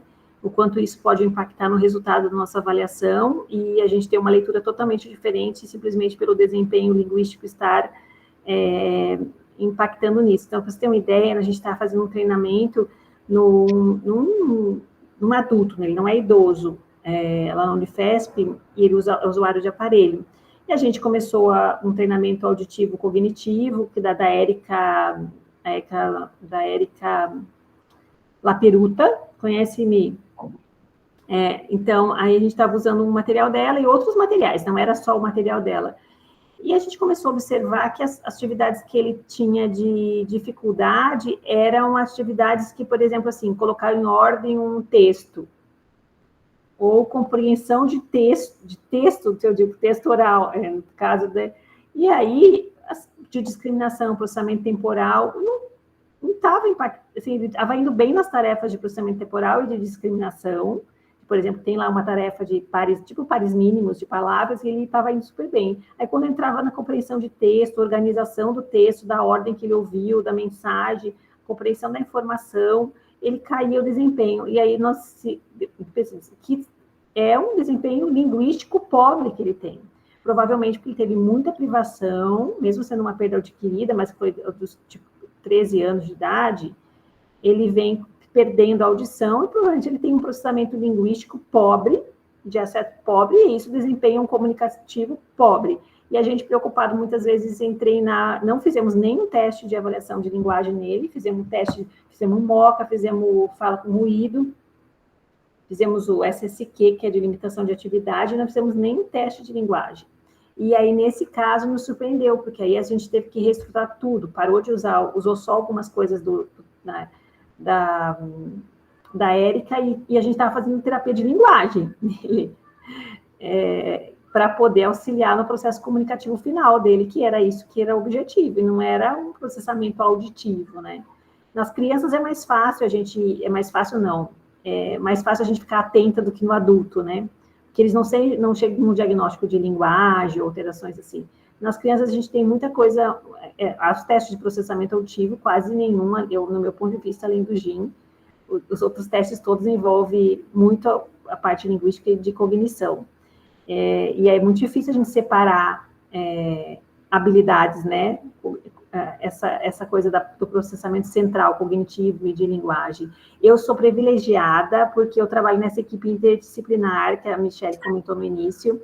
Então, eu tenho neuropsicóloga na equipe. Então, quando a gente discute um caso, eu nunca fecho a conduta, eu corrijo o teste de processamento.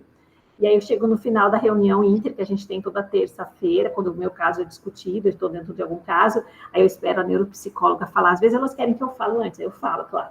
Mas, assim, eu tenho as minhas costas quentes, porque, assim, fácil, porque eu tenho um resultado da neuropsicóloga, então ela fala, olha, essas funções cognitivas, isso está alterado, tem alterado de memória, não tem TDAH, tem. Aí eu tenho a avaliação da fonte da linguagem dentro da equipe, então ela diz, esse caso tem alteração de leitura escrita, esse caso tem alteração de linguagem.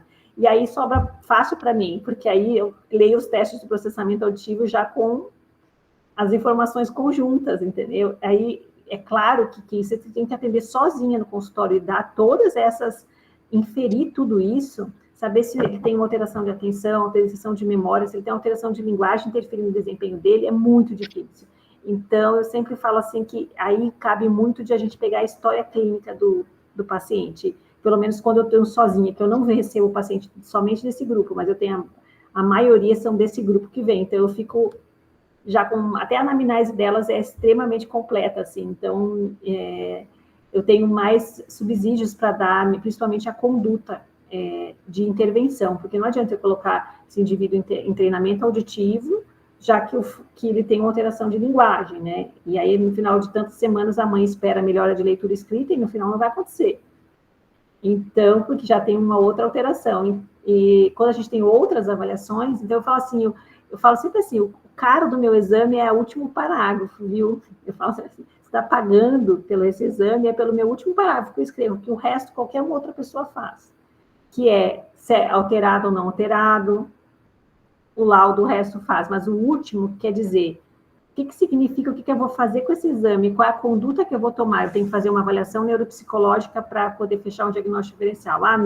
Não faz terapia de treino acusticamente controlado, vai fazer uma terapia de fono de linguagem nesse caso. Então, é o último parágrafo que é o mais valioso de um relatório, né, que é o que a gente tem que mais prestar atenção, porque ninguém sabe ler um relatório, a não ser, e nem dizer a conduta correta, a não ser nós, como audiólogos, que temos conhecimento. Não tem pediatra, não tem neuropsicólogo, não tem psiquiatra, não tem otorrino, não tem ninguém, não tem professor da escola que saiba ler. Infelizmente, estou dizendo, não é porque eu gostaria que as pessoas tivessem mais conhecimento, mas cabe a nós colocar qual é a conduta e qual é as alterações subjacentes que pode estar interferindo nesse desempenho. Então, é um trabalho bastante difícil, mas rico, assim, né? Quando você acaba conseguindo fazer essa leitura. Mas a linguagem está inerente em tudo, não tem como a gente escapar. Perfeito, perfeito. Eu acho que é exatamente esse pensamento que a gente discute muito, né, quando a gente está pensando nesse público infantil, porque fazendo essa transposição, quando a gente pensa, por exemplo, nesse público infantil, a gente pensa no processamento auditivo, existe um pé no freio em alguns momentos, né, para falar sobre o processamento auditivo em alguns transtornos do neurodesenvolvimento. Mas, na verdade, quando a gente fala, por exemplo, dentro de uma perda de audição, dentro de um adulto, de um idoso, eu acho que as coisas se assemelham muito no sentido de o que esse paciente espera, na verdade, com a prótese auditiva. Será que ele espera ter um potencial de conseguir discriminar frequência, intensidade, duração, ou ele espera, no final, conseguir compreender uma narrativa com deslocamento de sujeito, esse sujeito extremamente complexo, com, enfim, concordância verbal, concordância nominal, que é um produto final linguístico extremamente complexo, que depende, obviamente, do processamento acústico, né? Mas eu acho que essa conduta é muito, muito importante, porque daí quando a gente sugere um treinamento auditivo acusticamente controlado para um paciente, talvez esse produto final a gente não consiga interferir. E aí esse paciente permaneça da mesma forma, talvez com a mesma queixa, logo depois do treinamento, e a gente não tem uma justificativa palpável, né? Mas excelente, muito obrigado. Eu acho que a gente tem que começar a fazer terapia fonoaudiológica e não terapia auditiva, vamos falar assim, né? E aí cabe a gente aprender cada vez mais, né? Eu lembro de quando a gente era, não sei, a Mia é um pouco só mais nova que eu, mas a gente só pensava na orelha, só pensava na orelha. Depois a gente começou a pensar um pouquinho no processamento auditivo, depois começou a pensar no processamento cognitivo, e hoje a gente voltou ao que a gente tem que ser, que fonoaudiólogos pensando na linguagem, inerente a tudo. Então, eu acho que o caminho é esse, a gente achava bonito falar, a gente é audiologista, achava bonito falar isso, agora eu não acho mais bonito, eu acho bonito a gente falar fonoaudiólogos, porque a gente está fazendo uma leitura muito maior dos processos comunicativos falando dessa forma, né? Então, eu acho que o que está faltando, a gente acaba fazendo mestrado, doutorado e ficando naquele funil, né? Mas no final a gente quer voltar e fazer uma leitura maior de todo esse processo mesmo, para auxiliar de uma forma mais efetiva. Perfeito, perfeito. Muito, muito obrigada. Eu também não gosto mais de dizer audiologista, faz um bom tempo já. Eu gosto de ser fonoaudióloga, cada vez mais. Olá, boa noite. Estão me ouvindo? Sim. Primeiramente, a aula foi maravilhosa, professora Elisiane. E durante a sua aula, a senhora falou muito sobre sistema FM também, né? Então, a minha pergunta é muito baseada... Eu trabalho com prótese já há algum tempo, e quarta-feira eu tive um treinamento de produtos com a marca que eu trabalho, e foi muito enfatizada a questão do uso do sistema FM na população idosa. E eu queria saber em que momento que a senhora indica, como que a senhora faz a indicação e como que você vê essa questão, né, do uso do FM na população idosa. Tá. FM não mais, né? Você diz do microfone remoto, não do sistema. Na verdade, a gente está falando muito do Roger, né? Para a população idosa. Então, não é o nosso FM que a gente tem, o mesmo FM da época da escola, daquela coisa da escola, etc., né? Que é um microfone remoto. Então, assim, na verdade, a indicação é a necessidade do sujeito, no meu ponto de vista, né? Então, eu já tenho, todo deficiente auditivo que tem processo de escolaridade, que frequenta a faculdade, a necessidade vem de uma necessidade da demanda do próprio sujeito, no meu ponto de vista é esse. Não é todo mundo que tem fala no ruído ruim que vai necessitar de uma indicação do microfone remoto. Porque se ele tem que estar, essa demanda tem que ser necessária. O aparelho auditivo não estar dando conta, assim, né? Então, dificilmente eu indico junto com o aparelho auditivo. Às vezes eu até pincelo, provavelmente você vai precisar por essa demanda e por seu desempenho ser assim. Mas é difícil eu indicar de cara um microfone remoto. Normalmente, junto com a demanda do sujeito, ele vem e fala, esse ambiente não está assim, esse ambiente não está assado. eu tenho essa demanda e não está dando, o aparelho auditivo não está suprindo, e aí sim vem com um fator que ajuda a acessibilidade desse indivíduo em determinados ambientes. Então, ambiente de reunião, de grupo, o ambiente de faculdade, de escola, né, quando o indivíduo é adulto, mas estuda, né, no caso disso. Então, é nesses casos que eu te ative de ter essa demanda, de empresário que tem reuniões que vão usar próxima a uma... Mas é difícil um idoso, por exemplo, adquirir para uma reunião familiar, nesse sentido. Ainda não é uma coisa frequente, né, de acontecer, principalmente Sim. porque não é simplesmente um interlocutor, no caso de uma reunião familiar, né? Você tem uma demanda maior aí, né? Sim, sim, a minha questão era mesmo relacionado porque cada vez mais tem se falado muito do uso disso, principalmente no privado, para a questão de auxiliar o idoso nessa compreensão de fala no ruído, só que daí são questões muitas vezes relacionadas ao processamento auditivo, né? Então, mas aí no caso de ele citar uma demanda familiar, uma demanda, assim, do indivíduo, não tem muito que... Por exemplo, o sujeito está num churrasco em família, né? A demanda é essa dele, numa mesa de almoço. Não tem muito que faça a diferença o microfone remoto nesse jeito, já que não é um único falante, não tem distância da fonte, né? Então, não faz grandes impactos naquela comunicação, naquele ambiente que ele frequenta. Então, a demanda dele que vai fazer a indicação, eu acho. Nesse sentido, que vai auxiliar, sem dúvida nenhuma, mas quando tem a distância da fonte, onde há ruído competitivo em volta, que pode dar um impacto maior. Eu acredito que seja nisso, eu não sei aí se a sua demanda é essa, né, de um idoso ativo, que frequente ambientes, que possa ter esse microfone remoto fazendo aí um processo. O grande ponto é a fonoaudióloga de treinamento nossa, que atua em São Paulo, relatando que cada vez mais os idosos do privado têm utilizado o Roger nessas situações. Então, a minha pergunta era mais relacionada a como é que está essa questão no SUS, né, no público.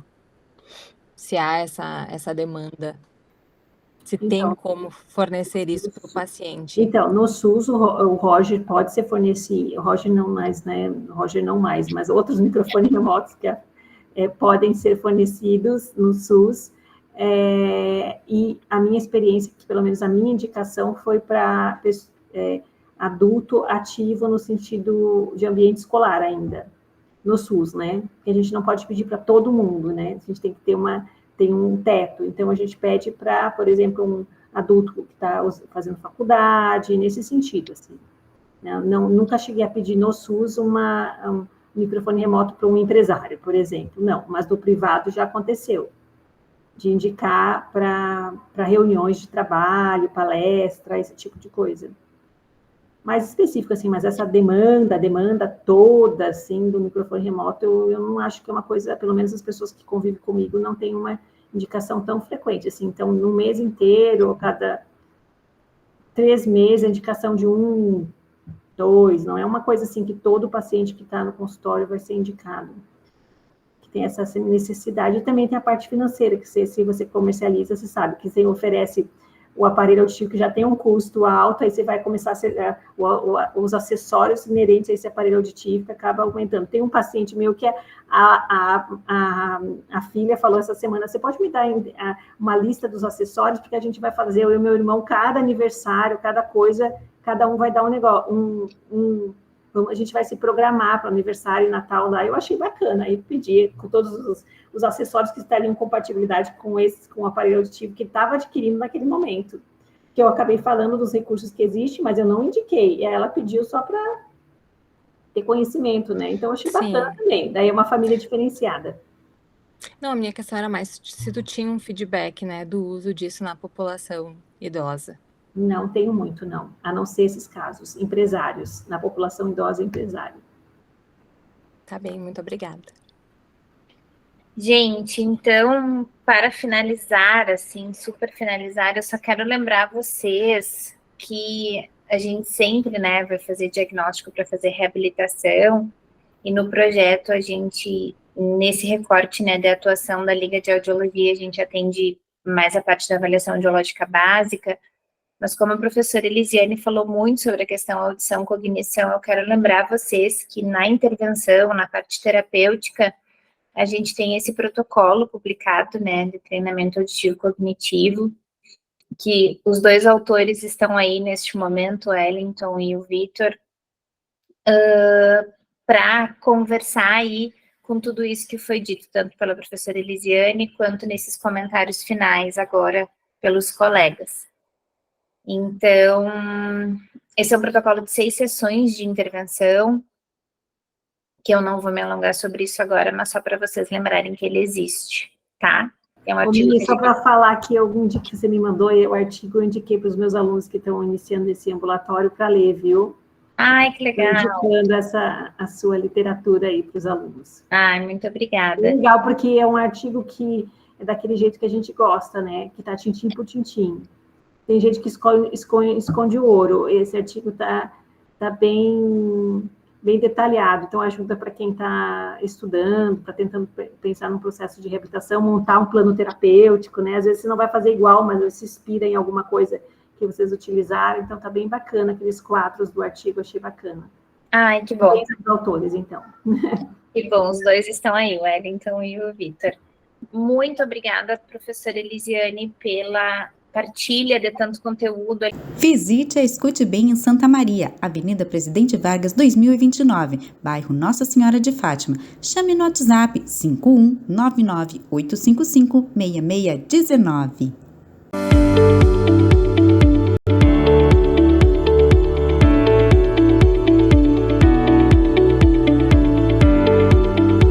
Aqui na Escute Bem tem tecnologia, potência e discrição para atender todos os graus de perdas auditivas.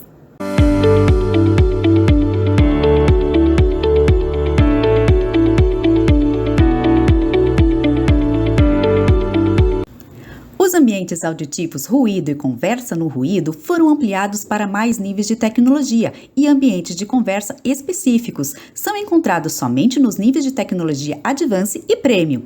Essas alterações geram uma diferenciação mais clara ao reservar o processamento para ambientes de conversa mais complexos e níveis de tecnologia mais altos.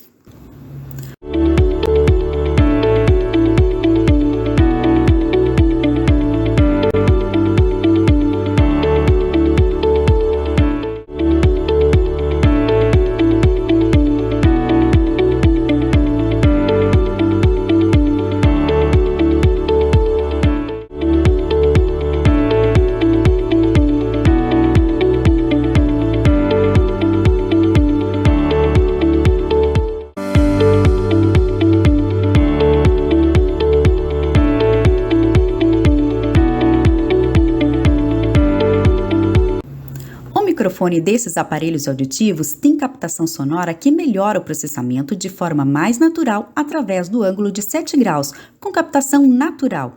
O desempenho sonoro do Integro S tem processamento do som através do Hiperfocus com o efeito Pina e o programa manual de conversas no carro, que vem com o 8º ambiente para equilibrar o som em situações mais ruidosas.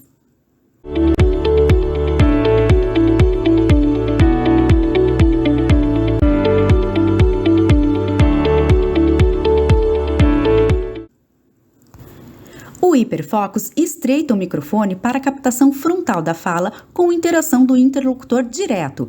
Este recurso utiliza a conexão com 2 microfones, que interagem para evitar os ruídos traseiros. Além disso, o Integro OS tem pesquisa de reconhecimento de fala e o efeito Pina 2, que sintetiza o som no ambiente silencioso.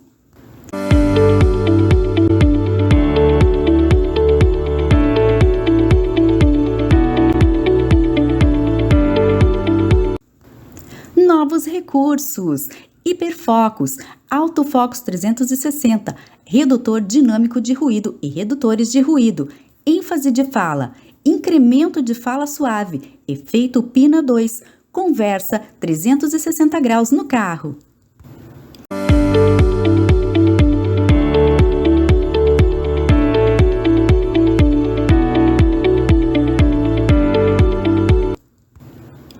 O Focus 360 graus melhora a inteligibilidade, que direciona a fala centralizando a conversa, com redutor dinâmico de ruído em ambiente silencioso com ajuste automático para falas suaves. A inteligência artificial dos aparelhos auditivos ativam automaticamente os microfones.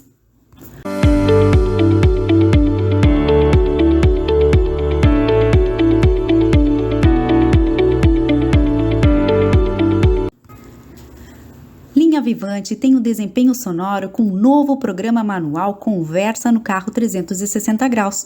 Um programa com ambiente para carro que foca na fala do interlocutor, retirando toda a reverberação dentro do automóvel, com um algoritmo acústico específico. Foca automaticamente na fala, independente de onde os passageiros estejam sentados.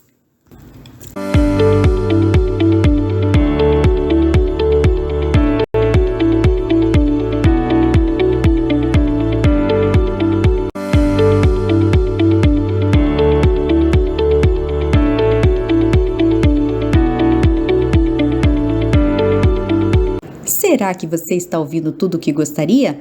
Procure uma de nossas lojas e teste em casa um de nossos aparelhos auditivos da marca Unitron. Escute bem, a liberdade de ouvir o mundo ao seu redor. A Escute Bem é revenda exclusiva da marca Unitron no Rio Grande do Sul, com aparelhos confortáveis e imperceptíveis, com conectividade sem fio, design premiado, maior definição de fala e são recarregáveis.